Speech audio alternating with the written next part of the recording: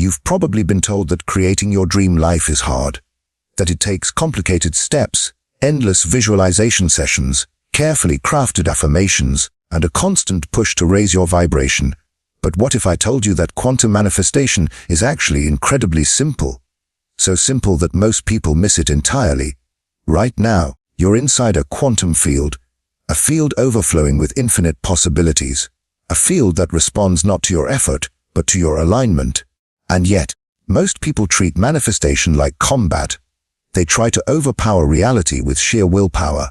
They repeat affirmations they don't feel, imagine results they secretly doubt, and force themselves to stay positive while their body is stuck in fear, scarcity, and stress.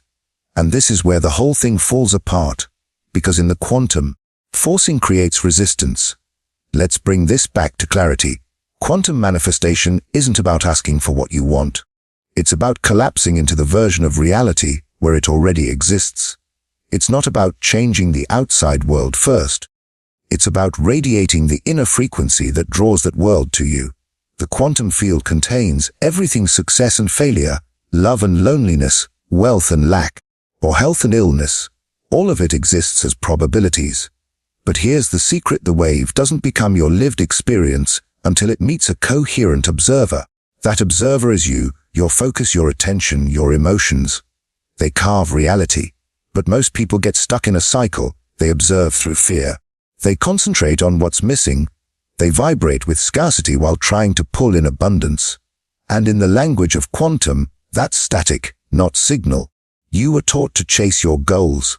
But the real mastery is becoming the version of you who no longer chases. The version who already knows: I'm entangled with my desired life. The field is waiting for clarity. My role isn't to push, it's to tune. So why do so few people do this? Because simplicity feels strange. Because release feels unsafe. Because letting go feels like surrender. Yet here's the paradox: the moment you stop needing so badly, the field can finally send it your way. Think of times when something arrived effortlessly. You bumped into the perfect person. An opportunity showed up without seeking. An idea dropped in when you weren't trying. What's the common theme? You weren't forcing, you were open, available. That's quantum manifestation in motion. The quantum doesn't care about the words you repeat. It feels your energy. You can say, I am wealthy, daily, but if your body pulses fear, if your heart clings to scarcity, if your nervous system lives in struggle, the field reflects that noise. Not because it's harsh, but because it's accurate. Here's the shift. Manifestation starts when you stop striving to get and instead practice being. You become the signal. You embody the vibration. You let your state, not your effort, lead. But that raises a question. What does the field truly respond to? Thoughts, emotions, beliefs, actions, and how do you align these so they send one clear signal? This is where most teachings collapse. They isolate one piece, usually mindset or emotion, without addressing coherence. They tell you to think positive without healing the body. They encourage visualization without clearing sabotage. They push affirmations of success while your nervous system prepares for failure. But the quantum listens to the whole frequency, the embodied, integrated broadcast. And this is why alignment isn't mental. It's full body, full system, a complete field shift. In the next part, we'll break down exactly how the field operates, why the observer effect is crucial, what wave collapse really means, and how your subconscious sends signals even when you're unaware. We'll uncover the elegant mechanics behind what seems magical, and I'll show you why manifestation works best when you stop trying so hard. So let me leave you with a question. Where in your life are you working so hard that you've become your own block? Are you ready to step deeper into the quantum? Let's move into the mystery you've been touching without realizing. The field doesn't respond to your words.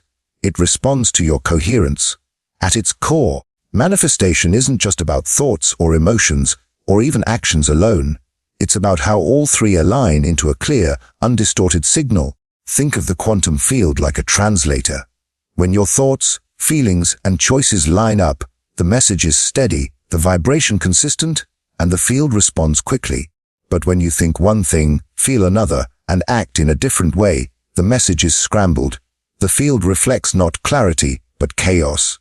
This is where the observer effect enters. At the quantum level, particles exist as possibilities, what we call the wave function. But when an observer, you, focuses on one possibility, that wave collapses into a fixed reality. Choices solidify, the unseen becomes seen. But here's the key: the observer isn't only your conscious mind, it's also your subconscious. Meaning that even if you consciously want abundance, if your subconscious is wired for fear or scarcity, the field hears that broadcast. Your subconscious becomes the true observer, collapsing timelines you didn't choose. That's why many stay stuck. They align their surface mind, but ignore the deeper program. And in this game, the subconscious always wins. But it gets deeper. Scientists like Joe Dispenza and Bruce Lipton show that the heart has its own powerful electromagnetic field, stronger than the brain's. This heart field interacts directly with the quantum field. When your brain and heart sync, you send out a unified broadcast. When they clash, the signal is fragmented. This is why manifesting with mind alone fails. Without emotional alignment, the field has no clarity to mirror. And this is where many go wrong.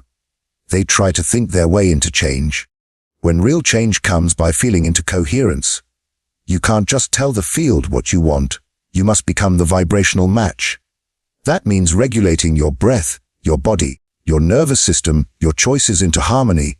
It's not a one-time act. It's a living practice. Let's take an example. Suppose you want to manifest love. You can make vision boards, write affirmations, visualize a partner. But if deep down you feel unworthy, if your system braces for rejection, if your heart is closed, the field senses that. It picks up the conflict and mirrors more longing, more seeking, more almost, but not quite. The field isn't punishing you. It's simply precise. So what's the shift? The shift is into coherence, feeling whole now, embodying the emotions of your desire before it arrives, living as though it's already yours. You become the vibration first, and the form follows. This might sound like a lot, but here's the truth: the less you try to control, the quicker the quantum responds. This is why it's called simple yet rarely practiced, because the human mind loves complexity. We want formulas and hacks. But the quantum isn't mechanical, it's alive. It's responsive, it's intelligent, and it's waiting for your steady presence. So let's make this real. Take a deep breath right now. Notice your body. Notice the tension. Notice the background stories, and soften. Release the grip. Let go of the need to fix or force. Feel the calm of being okay, right now, without change. This is where your power begins. Before we continue, I invite you to ground this shift. If you're feeling resonance, hit subscribe, join this space. In the comments, or write one word, the energy you want to embody this week. Maybe trust, ease, or joy. Whatever arises first is your signal. Declare it, share it. The moment you name it, you begin to align with it. Are you ready to see the hidden side of manifestation? The part so simple it feels like cheating. Let's go further. So why does almost nobody practice this? Why, with endless books and courses, do people stay stuck? The answer is both simple and uncomfortable. Letting go feels unnatural. The mind is addicted to control. We're taught the harder we work, the more we deserve. That struggle equals worth. So when we meet a system where the key is coherence, surrender, and trust, it breaks our programming. We keep trying to control, even though forcing signals distrust to the field. Most people fail because they're trapped in control. They visualize wealth but check their bank in fear. They script about love but obsess over texts. They affirm health but scan their body for symptoms. They declare one thing but broadcast another. Why is this so important? Because the field doesn't speak language. It speaks energy, and energy doesn't lie. You can say perfect words, but if your nervous system is tense, if your thoughts loop in doubt, if your body floods with stress, the field listens to that. That's why so many feel exhausted. They do all the right things, but from scarcity, from hypervigilance. And so they loop. They manifest more lack, more waiting, more struggle, because they're vibrating in the timeline of trying, not having. And here's the subtle truth. The subconscious controls 95% of life. It runs habits, beliefs, identity. You may want success consciously, but if your subconscious holds, I'm not enough, nothing works. Those programs collapse your wave into the old outcome. This is why affirmations without embodiment feel empty. Why visualizations collapse without nervous system support.